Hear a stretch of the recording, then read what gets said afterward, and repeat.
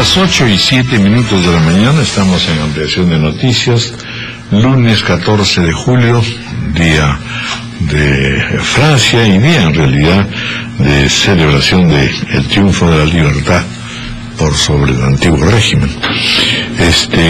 Lo segundo es que efectivamente esta mañana no tuve tiempo ya de comentar una entrega que publica Perú Económico hoy día. En general, Perú Económico está haciendo una producción de materiales mensuales sumamente interesante. Mapa de ministerios por eficiencia, dirección y continuidad. Es realmente un mapa sumamente interesante y va a haber ocasión de poder, a través de las entrevistas, conversar sobre el tema. Y además hay un tablero de control nacional que es lo primero que menciono. El envejecimiento de la población es uno de los primeros temas. Esto es un problema en realidad, porque la población en el Perú está envejeciendo a pasos agigantados. A nivel nacional la economía no se recupera. El alto nivel de endeudamiento y los futuros cambios dentro del sector microfinanciero afectarán a las MIPES, a la pequeña y mediana empresa, en lo que resta del año, que ya están atravesando por dificultades. En economía, oportunidades a la vista, y se toma como ejemplo el caso de la región Madre de Dios, ecoturismo, explotación de madera. Ancash, la libertad, e ICA, economía, la menor disponibilidad de lancha beta durante la primera mitad del año afectará los resultados de las empresas. Y luego, como digo, hay una reseña ministerio por ministerio, y en general la verdad es que los balances, primero hay una gran desigualdad, en segundo lugar hay ministerios que sí tienen una tremenda debilidad. Pues bien, 8:09 de la mañana, conversamos. Adelante, Patricia.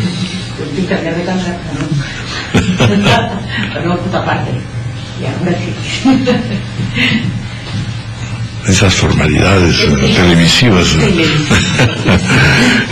con la doctora Marta Chávez Cosío, congresista de Fuerza Popular, para conversar también sobre otra de las situaciones difíciles, como es la situación y el balance parlamentario.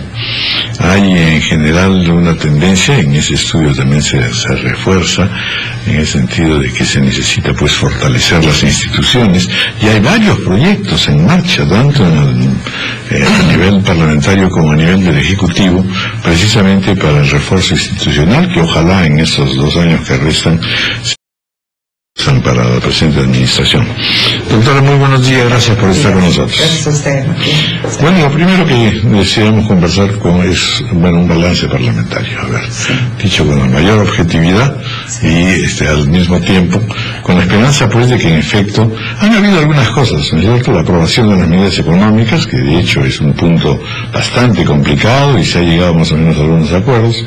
Lo de la ley universitaria y la seguridad ciudadana han sido quizás los puntos centrales, ¿no? Sí, yo creo que inclusive, Raúl, el paquete de medidas económicas hubiera sido importante que no se enviara a las finales, porque no olvidemos que esta legislatura ha terminado el día 27, pero ampliada, porque debió terminar el 15 de junio, y han esperado para mandar el paquete prácticamente ya fuera de hora, y quien ha aprobado el paquete ha sido la Comisión Permanente, que es no más del 25% del Congreso, es decir, es un Congreso reducido. Entonces, y además la mínima expresión. Exacto, ¿no? Entonces, inclusive ha habido abstenciones. Entonces, no es el mejor método a partir de lo que el propio Poder Ejecutivo hace respecto del Congreso. Ahora, es el método que quizás más les ajusta al humanismo, y que con el toledismo usualmente, y algunos otros grupos que yo llamo las damas de compañía o los satélites, logran aprobar estas normas. Y lo que ha pasado con la ley universitaria, Raúl, es creo que gravísimo. Si bien ha salido una ley bastante morigerada, porque prácticamente establecía sistemas que parecían de acuartelamiento, ¿no? Pero de todas maneras ha salido una ley muy imperfecta, que no tenía por qué ser. Todos sabemos que el sistema universitario está en dificultades. Pero no es solamente el sistema universitario, la educación básica. Yo enseño en una universidad privada pequeña y tengo serios problemas con la comprensión lectora, la voluntad de leer de los alumnos. Y entonces casi trato yo de hacer, y creo que eso es lo que me gusta, pero no debiera hacer docencia, pero básica. Hasta de decirle a los alumnos que no es lo mismo tubo de escape que tubo de tener, por ejemplo, ¿no? Eso viene de defecto de la educación básica, secundaria, primaria.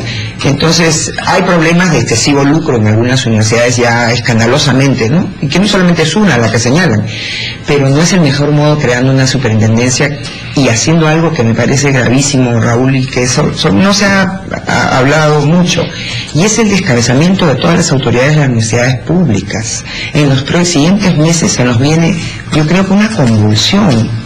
¿Por qué? Porque todas las autoridades de las universidades públicas han sido cesadas y van a estar solamente hasta que haya nuevas asambleas estatutarias, es decir, cada universidad debe hacer un nuevo estatuto, nuevas elecciones con voto universal. Yo no sé qué va a pasar eso, y mientras tanto no se pueden ampliar las contrataciones ni los nombramientos de docentes, entonces ni de trabajadores en la universidad. Yo creo que eso no era necesario, ese riesgo no era necesario. Sí, eso puede ser bastante crítico. Y ya no hay forma de hacer correcciones. No, porque salió la ley. No obstante que va a haber también una reacción, sobre todo de las actuales autoridades y además del sector. Claro, es cierto que también la CONAFU, la ANR se durmieron en sus laureles, ¿no? Como varias instituciones hay, ¿no? Pero no es el mejor modo, y nosotros estamos estudiando como bancada la posibilidad de presentar una acción de inconstitucionalidad. Justamente estamos trabajando eso. Yo estoy revisando un proyecto que los asesores han hecho para... ¿Y están en ese punto consultando con los actuales rectores de las universidades privadas? ¿Coinciden con ellos? Ya eso se hizo. O sea, en el curso del debate, algunas instituciones han señalado sus preocupaciones sobre tales temas. O sea, tenemos todavía tenemos un bagaje ya acumulado, y eventualmente podríamos también, pero no estamos coordinando con ninguna institución. Previamente estamos haciendo el trabajo dentro de la bancada, ¿no? Y, congresista, ¿qué hay de aquellas leyes que se han quedado embalizadas? Sí. Realmente preocupa cuando tenemos al señor Tábara acá con los otros miembros de los organismos electorales, contando que por fin han propuesto una ley consensuada que está abierta a debate, a mejoramientos, pero que ni se toca, ¿no? En lo que claramente es un tema urgente para el Perú. Sí, y creo que tienes razón, Patricia, y creo que la oportunidad es este periodo que viene, ya una vez que pase el 5 de octubre, porque decididamente normas electorales, cuando ya hay convocado un proceso electoral, ya no vale. Pero acabado ese proceso electoral, yo creo que tenemos el primer semestre, la siguiente legislatura, creo que tiene que ser abordado ese tema, si no ya no se va a poder aplicar para las elecciones que vengan. ¿Y cuál es la capacidad de presión que tienen los grupos que no forman parte de una mesa directiva de exigirle a la mesa, oye, incluye este tema, ¿no? Lamentablemente no tenemos el fujimorismo. Nosotros, ahí están, nos hemos batido en muchas cosas, exigiendo, hemos aprobado inclusive algunas normas que están ya de la ley de partidos, ¿no? Para homologar, por ejemplo, los movimientos locales y los movimientos regionales con los partidos. Porque ahorita es una tierra de nadie eso.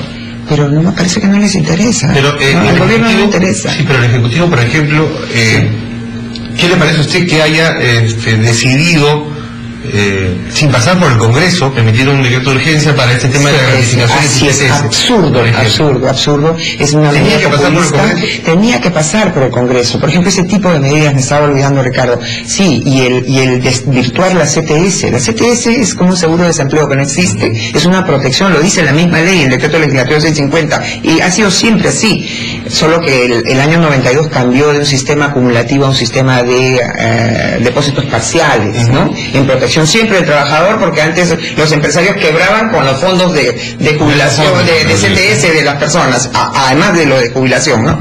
Pero decir que puedan ser gastados, es decir, para que la gente teóricamente tenga la idea de un aumento que signifique su desprotección de mañana, eso no es correcto. Y hacerlo con un decreto de urgencia. Cuando hace poco, ustedes recordarán, para actuar respecto de los gobiernos regionales que les habían suspendido, de acuerdo a la ley de presupuesto, a la ejecución presupuestal, aquellos que estaban cuestionados, no quisieron hacer un decreto de urgencia y mandaron un proyecto de ley. Y nosotros dijimos, y así exonerado de todo, eso sí sirve para un decreto de urgencia, sirve para eso, medidas extraordinarias económicas y financieras, y ahora utilizan el decreto de urgencia para una medida que no tiene el carácter de extraordinariedad. Vamos a hacer una pausa. 8:18 minutos.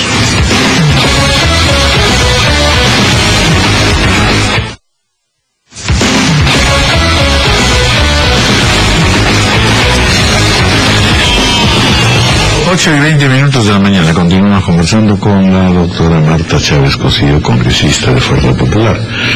Bueno, y naturalmente estamos ingresando ya a las finales de esta administración, y por lo tanto el Congreso va a ser una caja de resonancia seguramente de debates más intensos, y de hecho ya en este momento estamos ante la duda, por lo pronto, de la conformación de la Junta Directiva, en que al parecer se han producido algunas divisiones, no sé si ya se resolvieron, digamos, en el Partido Nacionalista, y por otro lado la oposición ha sentido también una cierta esperanza de que de repente se pudiera dar un cambio de timón, un cambio de giro.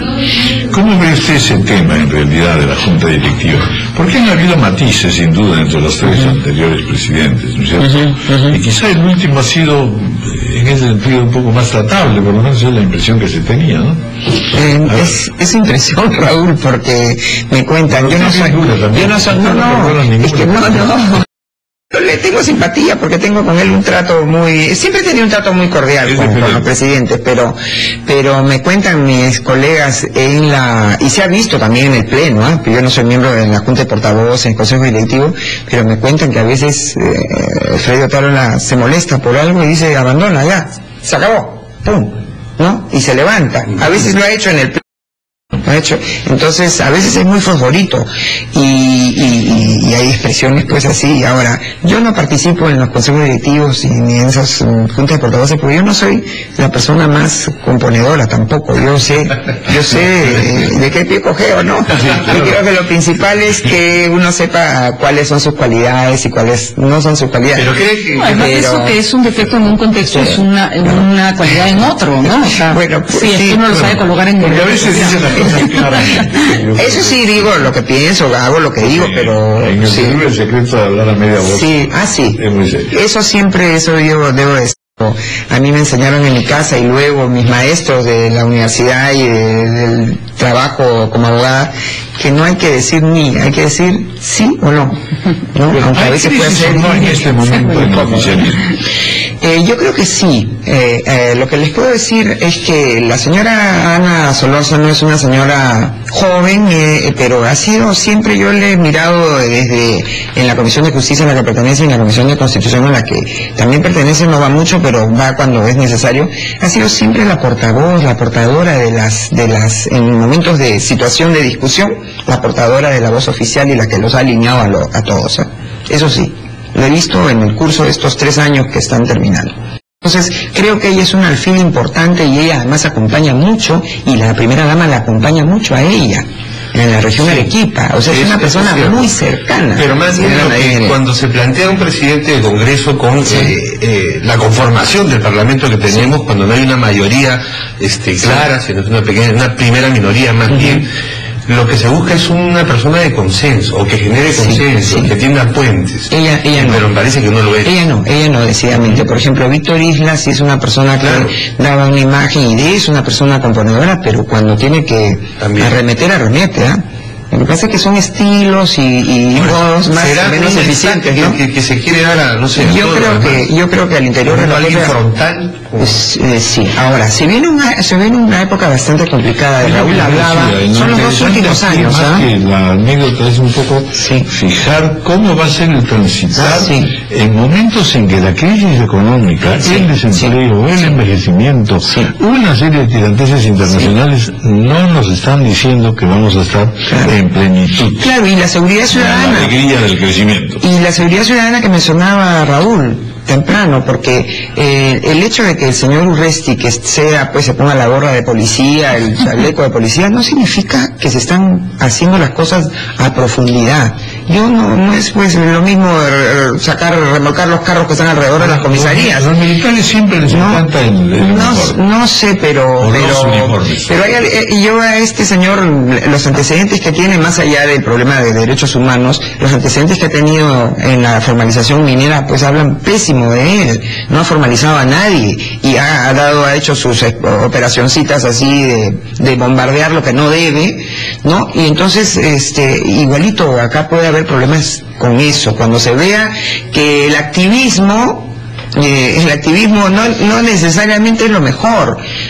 Debe haber inteligencia policial en materia de seguridad ciudadana y no utilizar, yo he visto ya algunos de mis colegas de la bancada hacer advertencias respecto a la militarización que estaría pensando el señor Urresti de la seguridad ciudadana, cuando es la policía, de acuerdo a la Constitución, la que tiene que ver el tema de la seguridad ciudadana y el orden interno.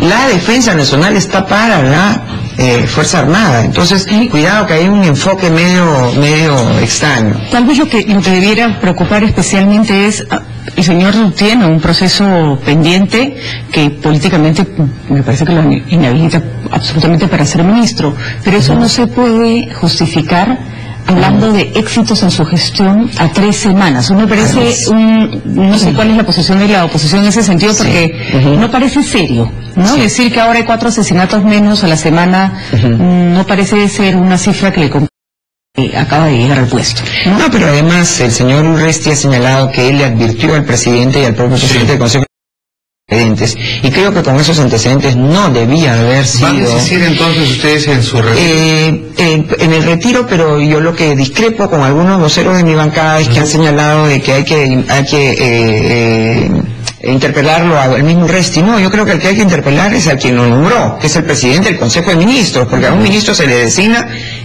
por el presidente de la República en coordinación de la propuesta del presidente del Consejo de Ministros. Entonces ellos son los responsables, y como el presidente es irresponsable constitucionalmente, es el presidente del Consejo de Ministros. Yo voy a plantear eso al interior de la bancada. Ahora, sí me preocupa eso, pero también me preocupa que estas personas, claro, hay el principio de presunción de inocencia siempre reclamado por él, pero ellas mismas son los que, y el señor Toledo, que es el garante de este gobierno, hicieron sede y pabilo del derecho de presunción de inocencia, y ahora les está tocando a ellos. Así es.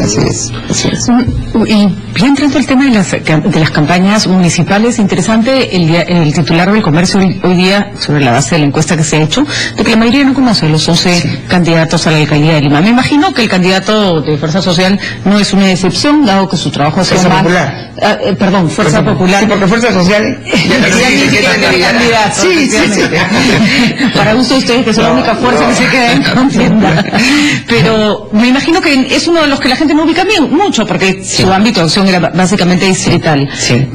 Le pregunto la pregunta que le he hecho a los funcionalistas que han pasado por acá. ¿Por qué se elige una figura fuera del funcionalismo, teniendo ustedes figuras bastante representativas y con mucho más visibilidad y con además experiencia política que podrían haber asumido el reto? Lo que pasa es que se ha hecho una selección, yo tampoco he participado en ese proceso, una selección, y el señor, por lo que he sido informada, porque yo tampoco conozco mucho al señor alcalde de La Victoria y hoy que candidato por nosotros, pero hemos conversado sobre el tema al interior de la bancada o al interior del grupo político, y señalando que este es una persona, es un arquitecto que tiene buenas propuestas para la ciudad. O sea, porque muchos años en Caleta justamente en eso. Puede hacer que en la Victoria, si uno va a La Victoria, puede ver problemas muy grandes, pero muchas veces los problemas muy grandes de los distritos son por defecto de la municipalidad metropolitana. La municipalidad metropolitana tiene mucha injerencia indebida en por ejemplo, en la definición de las cómo se conforman los barrios, qué construcciones hay, de cuántos pisos. Eso debiera ser parte de cada municipio distrital. Entonces, yo sí creo que el señor Sánchez Aizcorbe, que no es una persona pues tampoco que tenga mucha carisma o simpatía, pero es un técnico y va a expresar esa capacidad en el programa de gobierno que está planteando, ¿no? Para el movimiento fujimorista, digamos un porcentaje electoral entre el 25 y 30% a nivel nacional, en Lima también me parece. Me imagino que con una adecuada expresión de como es una persona que es de fuera del fujimorismo, tampoco no se le conoce al interno, entonces no recibe automáticamente la simpatía que el fujimorismo tiene. Pero creo que en el proceso, que ya es muy corto también, tendrá que hacerse evidente digamos, lo consistente de su plan de gobierno, ¿no? Que creo que eso es lo que debe importar respecto de todo este conjunto de candidatos, ¿no? Sí. Dos preguntas que hacerle. Una primera, ¿cómo se ubica usted entre el fujimorismo? Que también es, no sé si una caja de sorpresas, pero en fin, parece que hay tendencias y no se sabe bien qué es lo que está ocurriendo. Incluso pues desde el problema de la hija y el señor Fujimori, que desde el punto de vista de afuera pues no se llega a entender. ¿En qué punto está usted? Y en segundo lugar, si cree que en definitiva se está trabajando convenientemente dentro de los partidos de oposición, pensando en dos cosas: en la presidencia de la República, sin duda, pero en segundo lugar, el problema regional, en el cual la verdad que los partidos están no solo debilitados, sino a veces un poco perdidos. Sí, bueno, comienzo por la segunda, Raúl, porque bueno, el fujimorismo ha presentado candidaturas en 17 regiones. Candidaturas propias y candidaturas en coordinación, en alianzas con movimientos locales. Entonces, el fujimorismo ha entendido, entiende que es necesario que se refuerce la presencia de los partidos, porque decididamente, como usted bien dice, hay una ausencia total, y creo que eso se debe también al sistema que organiza los partidos y a la falta de financiamiento público para los partidos, que ha dejado a los movimientos locales y al hecho de que los movimientos locales no sean fiscalizados por nadie. Entonces ha hecho que los candidatos prefieran ir con su movimiento regional que con un partido donde hay mucha más fiscalización. Entonces, pero el fujimorismo ha tomado el reto, ¿no? Está participando como partido. De otro lado, no son ciertas las desavenencias que existen entre Keiko y su papá. Existe la mejor relación entre ellos. Es cierto que hay una diferencia generacional. Y más que generacional, yo diría de 2 generaciones. Yo creo que tengo una diferencia generacional de una generación con Keiko, ¿no? Pero hay un objetivo de gobierno y podemos tener estilos distintos. Por mi formación, yo soy abogada, ella es administradora, ¿no? Podemos tener distintos enfoques. A veces los abogados tenemos otro software, y los ingenieros y los economistas y los administradores tienen otro software. Entonces ahí ya también hay una dificultad que hay que superar. Pueden haber diferentes estilos, como yo los siento y tengo, por ejemplo, con las personas que recién han llegado al fujimorismo, que están conmigo en la bancada. Yo ya tengo 22 años en el fujimorismo, y eso no es algo intrascendente. Entonces yo ¿está reclamando un espacio mayor? No. El espacio que tenemos. ¿Su voz? No, escucha mi voz, y si no la escuchan yo igual la digo. Lo que pasa es que habemos algunas personas que por nuestra ya edad, yo nunca niego mi edad ni cronológica ni tampoco, porque al final la edad es una experiencia de vida, buena y mala. Entonces no soy igual que las personas que tienen 30 años, 35, o que tienen 2 años o 5 en el fujimorismo. A veces hay que explicarles muchas cosas y hacerles entender muchas cosas, pero eso no significa que haya 2 fujimorismos. Tal vez a lo que no está acostumbrada la población es el fujimorismo siempre actuó en la época que Alberto Fujimori era líder. No había bloques, ¿no es cierto? Eran un solo bloque, actuaban bajo una disciplina muy particular, y bueno, los tiempos cambian, supongo, ¿no? Pero Patricia, no era tanto así. También ha habido disidencias disidencias en el fujimorismo, y yo he sido disidencias entre comillas para la gente. Yo a veces he sido crítica y he tenido algunos hasta roces con el propio presidente por distintas ópticas sobre algunos temas. Por ejemplo, yo nunca estuve de acuerdo con la ley de esterilización, por ejemplo, jamás, y nunca podría estar de acuerdo. Y el presidente Fujimori sabía que yo no estaba de acuerdo y respetaba mi idea de que yo iba a combatir la ley y que la combatía, y siempre dije que era una ley inmoral.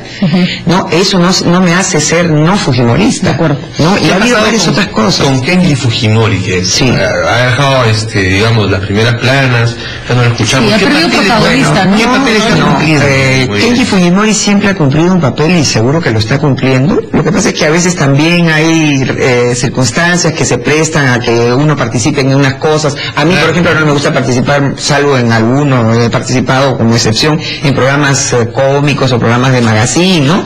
A otras personas les recomiendan que sí lo hagan por momentos, pero Kenji siempre ha hecho un trabajo político de base, y yo he tenido también algunas diferencias con Kenji, ¿no?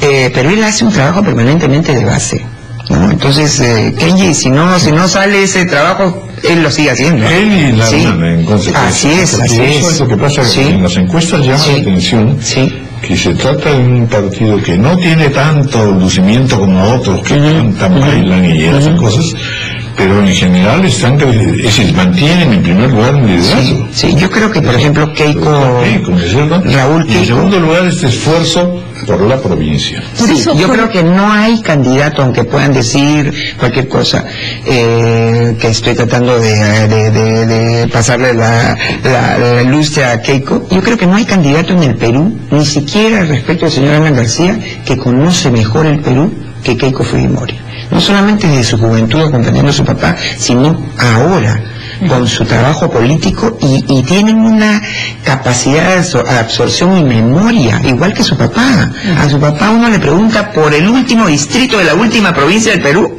y sabe dónde está y sabe sus problemas. Igual esa misma escuela la tiene Keiko.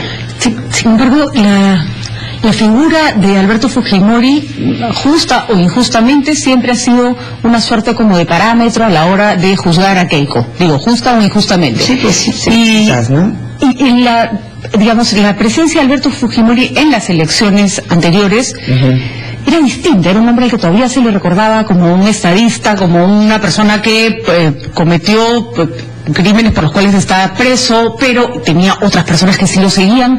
Hoy día su imagen parece haberse deteriorado en virtud de estos juicios que tiene que enfrentar, yo creo que muy mal asesorado por un abogado. Él mismo ha dejado esta imagen de un hombre entero para lucirse cada vez más deprimido, supongo que es porque lo está. Sí. ¿Cómo va a afectar esta nueva figura? Porque yo creo que eso sí influye fuertemente, para desgracia de Keiko, en la figura de Keiko Fujimori. Hubiera sido genial que ella pudiera desarrollar un perfil político independiente, digamos, ¿no? Bueno, es que es difícil. Yo creo que la figura del presidente Fujimori es un problema para cualquier candidato de cualquier otro partido, porque su referente es un referente difícil de alcanzar y difícil de superar, creo que imposible de superar. Y eso le afecta también a Keiko, más aún cuando a veces, y yo siempre he luchado contra eso.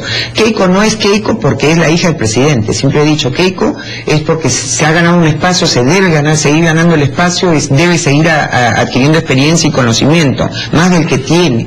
Entonces, pero el presidente Fujimori es un referente incómodo para muchos, porque... No, también es un referente que ayuda, Marta, me refiero a lo siguiente. Sí.